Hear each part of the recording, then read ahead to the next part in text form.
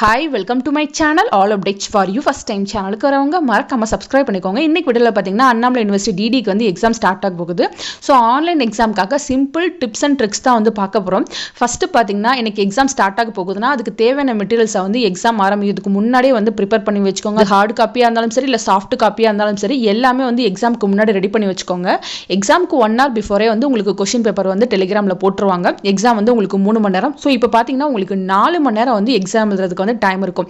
Question paper வந்ததுமே வந்து நீங்க எக்ஸாம் எழுதுறதுக்கு வந்து ஸ்டார்ட் பண்ணிடுங்க. சோ 4 மணி நேரம் எக்ஸாம் இருக்கும். பொறுமையா வந்து எக்ஸாம் எழுதுங்க. அதே மாதிரி பாத்தீங்கன்னா எக்ஸாம் ஸ்டார்ட் பண்ணும்போது क्वेश्चन நம்பரை மறக்காம போட்டுருங்க. போட்டுட்டு நீங்க வந்து क्वेश्चனை வந்து ஃபுல்லா எழுதணும்னு அவசியம் கிடையாது. அந்த क्वेश्चனை வந்து ஹெட்டிங்கா போட்டுக்கோங்க. நீங்க ப்ளூல ஆன்சர் எழுதுறீங்கன்னா பிளாக் லிட்ல வந்து நீங்க வந்து ஹெட்டிங்கை போட்டுக்கோங்க. அதை வந்து செப்பரேட் பண்ணி காட்டுங்க. அதே மாதிரி பார்த்தீங்கன்னா நீங்கள் பேராகிராஃபாக எழுதுறதை வந்து அவாய்ட் பண்ணிடுங்க.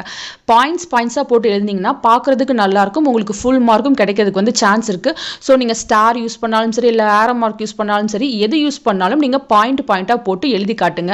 அதே மாதிரி நிறைய டயக்ராம்ஸ் போடுங்க. இப்போ 20 மார்க்லாம் கேட்குறாங்கன்னா அதை வந்து டயக்ராம்ஸ் நிறைய போட்டு காட்டிங்கன்னா உங்களுக்கு ஃபுல் மார்க் கிடைக்கிறதுக்கு வந்து சான்ஸ் வந்து அதிகமாக இருக்குது. அதே மாதிரி இப்போ ஹெட்டிங் போடுறீங்கன்னா அந்த ஹெட்டிங்கை வந்து அண்டர்லைன் பண்ணி காட்டுங்க. பென்சில் இல்லை இம்பார்ட்டன்ட் பாயிண்ட்ஸ் ஏதாவது உள்ளே எழுதிருக்கீங்கன்னா அதை வந்து அண்டர்லைன் பண்ணி காட்டினீங்கன்னா உங்களுக்கு வந்து மார்க் வந்து நிறைய போகிறதுக்கு வந்து சான்ஸ் வந்து அதிகமாக இருக்குது. அதே மாதிரி ஒரு கொஷின் வந்து எவ்வளோ பேஜஸ் எழுதணும் அப்படின்னு சொல்லிட்டு உங்களுக்கு நல்லாவே தெரிஞ்சிருக்கணும். அதாவது ஒரு 2 மார்க்னா வந்து அதை நீங்கள் ஒரு ½ பேஜ் வந்து எழுதினா போதும். அதே ஒரு 20 மார்க்னா நீங்கள் குறைஞ்சது வந்து 5 பேஜாவது எழுதணும். அப்போ தான் வந்து ஒரு 17, 18 அந்த மாதிரி வந்து போடுவாங்க. ஸோ உங்களுக்கு டைம் மேனேஜ்மெண்ட்டும் தேவை, அதே மாதிரி பேஜ் மேனேஜ்மெண்ட்டும் தேவை. உங்களுக்கு வந்து 40 பேஜ் கொடுத்துருக்காங்க. அதுக்குள்ளே வந்து நீங்கள் எவ்வளோ வேணால் எழுதிக்கலாம். ஸோ வந்து கரெக்டாக வந்து இதெல்லாம் மேனேஜ் பண்ணி உங்களுக்கு வந்து எழுத தெரியணும்.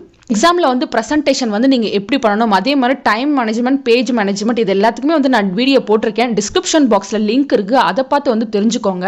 நெக்ஸ்ட்டு பார்த்தீங்கன்னா மேக்ஸ், அக்கௌண்ட்ஸ் இதுக்கெல்லாம் பார்த்தீங்கன்னா ஆன்சர் வந்து சின்னதாக இருக்கும். 2 பேஜ்லேயே வந்து முடிஞ்சிடும். அந்த மாதிரி இருக்கிறதுக்கு வந்து நீங்கள் எவ்வளோ பேஜுக்கு ஆன்சர் வருதோ அதை மட்டும் எழுதிக்கிட்டா போதும். தியரிக்கு மட்டும் ப்ரெசன்டேஷன் வந்து ரொம்ப ரொம்ப முக்கியம். நெக்ஸ்ட்டு ரொம்ப முக்கியமானது பார்த்தீங்கன்னா ரொம்ப கம்மி பேஜஸ் வந்து எழுதிடாதீங்க. போன டைம்லாம் 14 பேஜ் தான் எழுதியிருந்தாங்க. ஸோ அந்த மாதிரி வந்து ரொம்ப கம்மியான பேஜஸ் வந்து எழுதாதீங்க. குறைஞ்சது ஒரு 25 above பேஜஸாவது எழுதுங்க.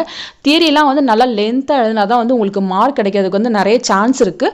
ஸோ ஸ்டார்டிங் வந்து உங்களுக்கு எது நல்லா தெரியுதோ அதுலேருந்து எழுத ஸ்டார்ட் பண்ணுங்கள். இப்போ பார்ட் ஏல 2 மார்க்கில் வந்து எனக்கு நிறைய தெரியலனா நீங்கள் 2 மார்க்கை விட்டுட்டு பார்ட் பியில் இருக்க கொஷினை வந்து எழுத ஸ்டார்ட் பண்ணலாம். So part A and part B ரெண்டையும் மிக்ஸ் பண்ணி எழுதாதீங்க. ஒன்று பார்ட் ஏல கை வச்சிங்கன்னா அது ஃபுல்லாக எழுதி முடிச்சிருங்க. நெக்ஸ்ட் பார்ட் பி வந்து எழுத ஸ்டார்ட் பண்ணுங்க. இந்த மாதிரி எழுதினா தான் ஸ்டாஃப்க்கு வந்து கரெக்ட் பண்ணுறதுக்கு வந்து நல்லாயிருக்கும். ஹேண்ட் ரைட்டிங் வந்து ஸ்டார்டிங்கில் கொஞ்சம் நல்லாவே எழுதுங்க. நிறைய பேர் வந்து சுமாராக தான் ஹேண்ட் ரைட்டிங் இருக்குன்னு சொன்னீங்க. சுமாரா இருந்தாலும் பரவாயில்ல, ஒரே மாதிரி எழுதுங்க. லாஸ்ட்லாம் வந்து நிறைய பேர் ரொம்ப கிறுக்கிலாம் வச்சு எழுதியிருப்பாங்க அவசரத்தில். ஸோ வந்து டைம் மேனேஜ்மெண்ட் வந்து ரொம்ப முக்கியம். இந்த கொஸ்டினுக்கு இவ்வளோ டைமில் எழுதணும்னு சொல்லிட்டு பார்த்து வந்து எழுதுங்க. உங்களுக்கு ஆன்சர் தெரியலனா நெட்டில் சர்ச் பண்ணி எழுதுங்க. அக்கௌண்ட்ஸுக்கு வந்து எங்கேயுமே வந்து ஆன்சர் வராது.